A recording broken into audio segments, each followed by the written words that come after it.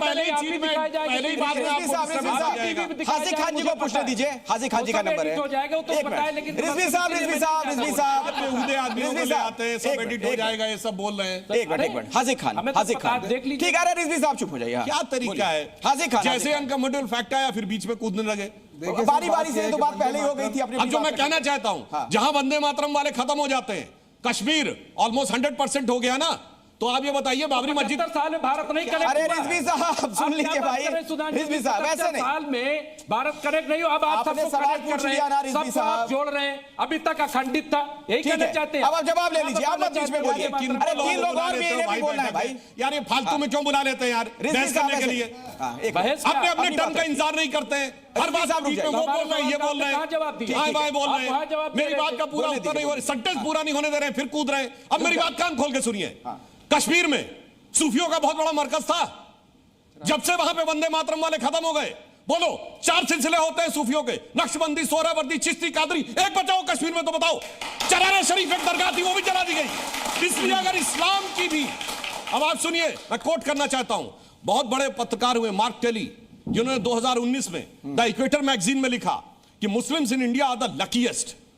उन्होंने कहा क्यों लिख रहा हूं? क्योंकि उन्होंने कहा कि मैं दिल्ली में 30 साल तक रहा, निजामुद्दीन एरिया में, जहां एक तरफ हजरत निजामुद्दीन औलिया की दरगाह और दूसरी तरफ तबलीगी जमात का ऑफिस।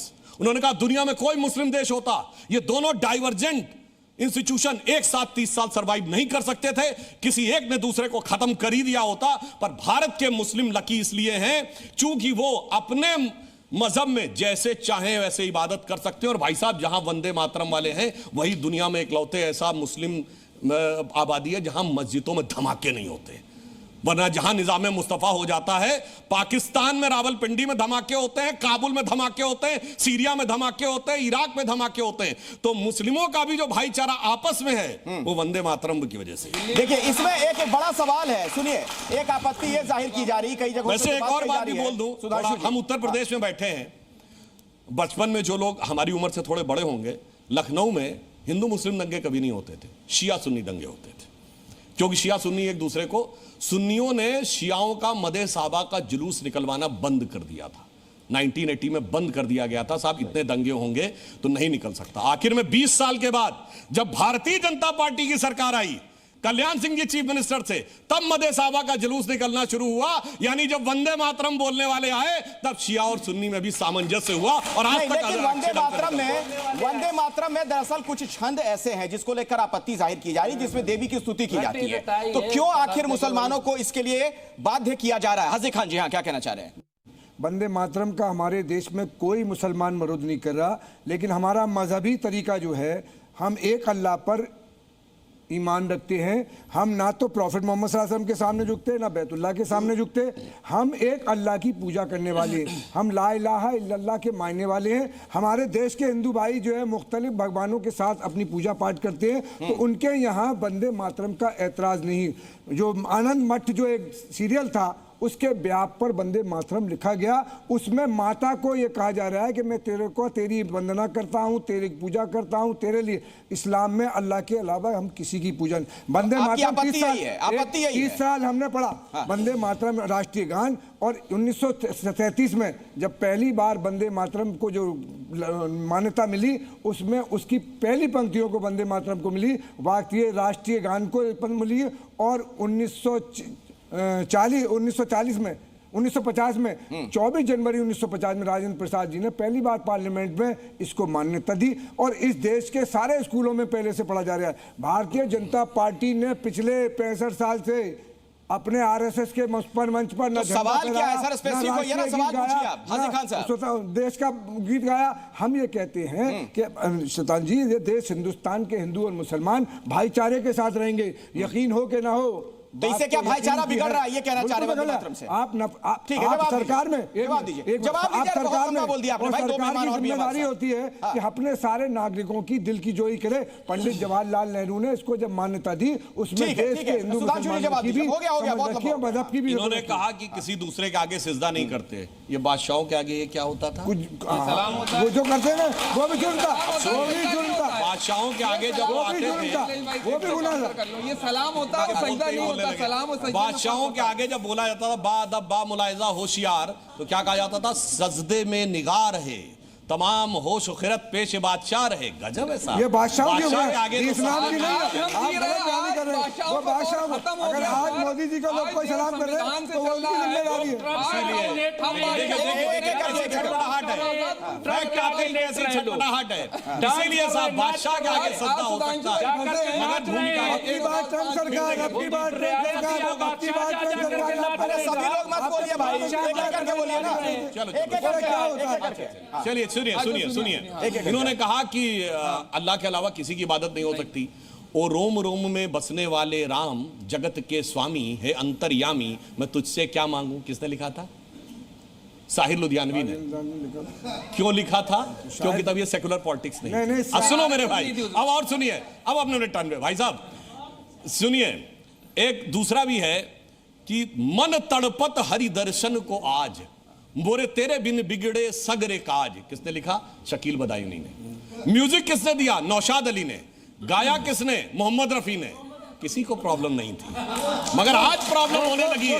अब और सुनिए। धार्मिक किसी आदमी ने कहा हो, बताइए आप। ऐसे तो लोग राम भी बने, भगवान राम बने, कृष्ण बने, इस बन जाने से वाल्मीकि रामायण में कह रहे हैं राम की पुरुष महापुरुष है। ठीक है, तुलसीदास फजलुर रहमान के पास मुझे जाना है। अगला सवाल, आपसे अभी अंतर ठीक है, क्या उससे क्या फर्क पड़ता है? फजलुर रहमान साहब। हाँ डॉक्टर साहब, क्योंकि आपको शायरी बहुत पसंद है तो मैं भी एक शेर से आगाज़ करता हूँ कि आपस में मिलजुल के रहो तो जाने हम, और नफ़रत के शोलों से बचो तो जाने हम, कि बाद में बनना हिंदू मुस्लिम सिख ईसाई, पहले एक इंसान बनो तो जाने हम।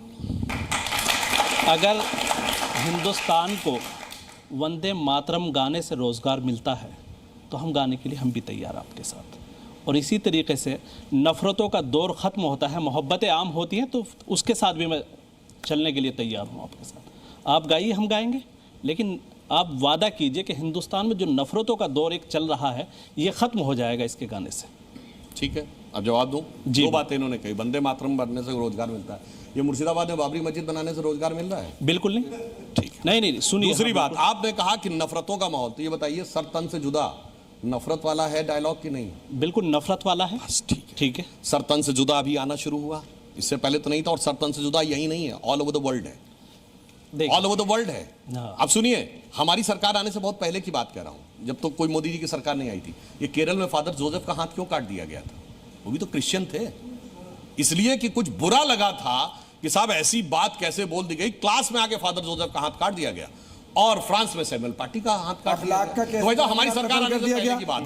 तो ये जो अखलाक का कत्ल कर देंगे हम, वहां उसको हाजी खान जी के बारे में हाजी खान साहब जवाब ले लीजिए, अपने टर्न में बोलिएगा। एक मिनट। हाँ, मैंने तो कहा हमारी सरकार आने से पहले ये दो आपकी सरकार में अखलाक का, जुनेद का। एक मिनट, हाजी खान जी आपकी सरकार में हुआ है। हाजी खान जी आएंगे, मैं दोबारा आऊंगा, इनको भी बोलना है, वक्त साहब बचे हुए हैं अभी। हाँ, इसीलिए मैं बात करना चाहता हूं, एकदम आप फैक्ट पे बात करें तो सारी बातें बिल्कुल स्पष्ट हो जाएंगी। इन्होंने कहा कि किसी मजहबी व्यक्ति ने नहीं बोला, तो बुल्ले शाह ने बोला है आज होली खेलूंगी मैं रसिया कह बिस्मिल्लाह। और आगे उन्होंने कहा अलस्तु बि रबिकुम प्रीतम बोले, ये तो अरबी का वर्ड है जो कुरान शरीफ में आता है। अलस्तु बि रबिकुम प्रीतम बोले, सब सखियों ने घूंघट खोले, नाम नबी की रतन चढ़ी, मतलब नबी मतलब मोहम्मद साहब के लिए, नाम नबी की रतन चढ़ी और बूंद पड़ी अल्लाह अल्लाह, आज होली खेलूंगी मैं कह बिस्मिल्लाह। अब ये बुल्ले शाह से बड़े मुल्ला आज पैदा हो गए हैं, ये बहुत बड़ी समस्या हो गई है। वो सेकुलर पैदा हो गए।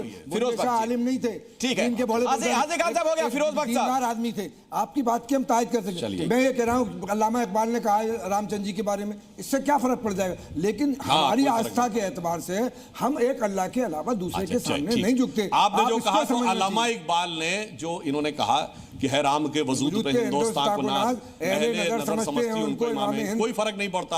अल्लामा इकबाल ने एक दूसरी चीज भी बोली है। वो क्या बोला है भाई? अल्लाह अकबर को नाराए तकबीर कहते हैं ना, तो अल्लामा इकबाल ने कहा है ये क्या तमाशा हुआ इस्लाम की तकदीर के साथ, कत्ल शब्बीर हुए नाराए तकबीर के साथ। मोहम्मद साहब के नवासों को नाराए तकबीर कह के काटा गया था, वो हर हर महादेव जय श्री राम कह के नहीं काटा गया था। इसलिए आप और अल्लामा इकबाल से बड़े तो मेरे ख्याल से आप आलिम फाजिल होने का दावा नहीं कर सकते होंगे।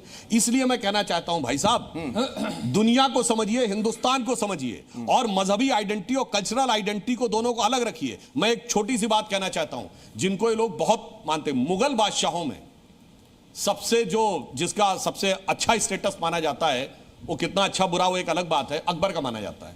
ठीक, और आपको पता है आप में से कितनों ने आईने अकबरी का भी पन्ना भी पलट